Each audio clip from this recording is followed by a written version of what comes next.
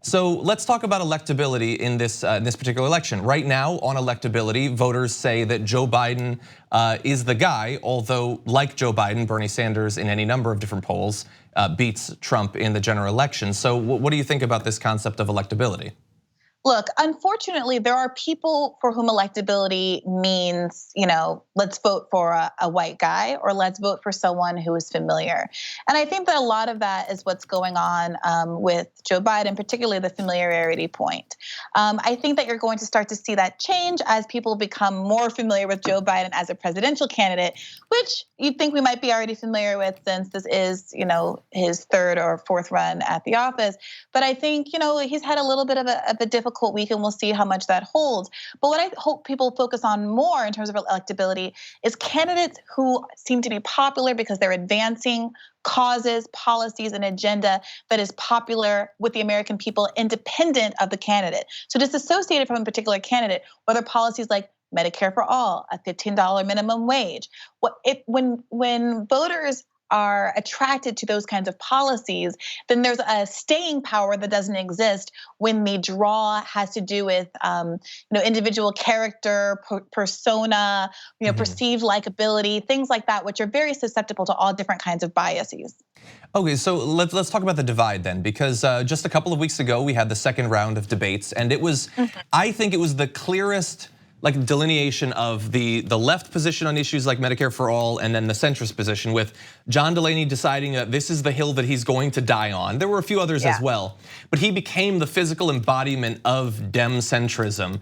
And he found himself up against both Bernie and Elizabeth Warren on a number of these issues.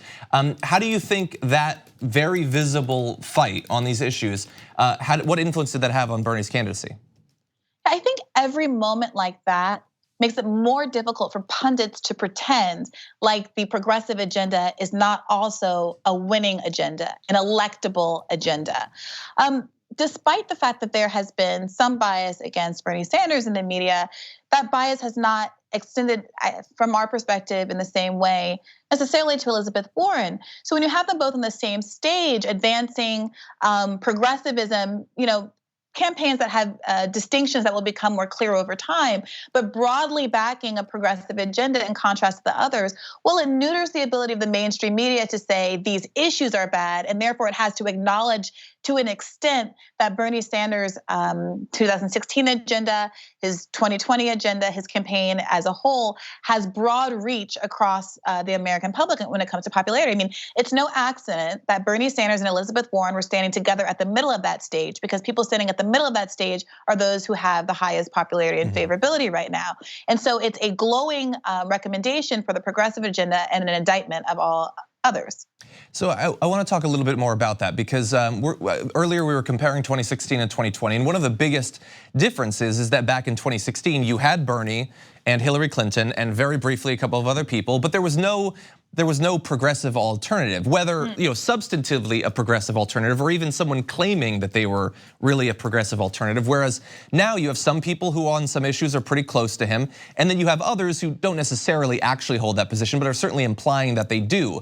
So strategically for Bernie Sanders, how does that change the way he needs to campaign when suddenly the ground, in no small thanks due to his own efforts, has moved so much?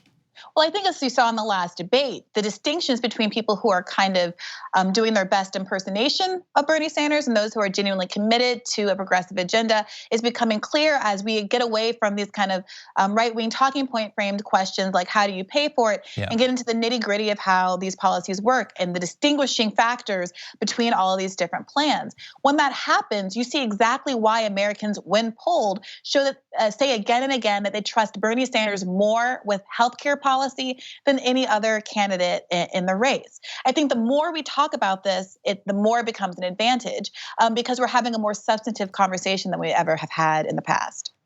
Briahna, as always, thank you so much for joining us. By the way, I wanted to give you an opportunity. You have a very popular podcast. If you'd like to tell people where they can find that. Absolutely. It's called Hear the Bern, and you can find it on iTunes, Stitcher, SoundCloud, everywhere you watch your podcast. And we also did a media bias episode just a couple of episodes ago. I believe it's episode 17.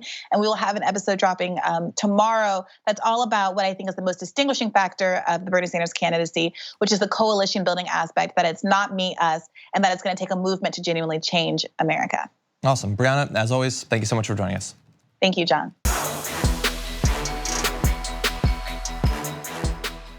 Here on the Damage Report, we talk a lot about the big banks and their ways of getting rich off the poor. They saturate the market, but there are other options. And I've got info on a socially and environmentally responsible financial institution that has no ATM fees, gives you cash back on every purchase. They even commit 10% of their earnings to charity. It's called Aspiration, and if you go to aspiration.com/TYT to sign up, you'll get these perks, and that's more money to spend or to save or to spend. Just treat yourself.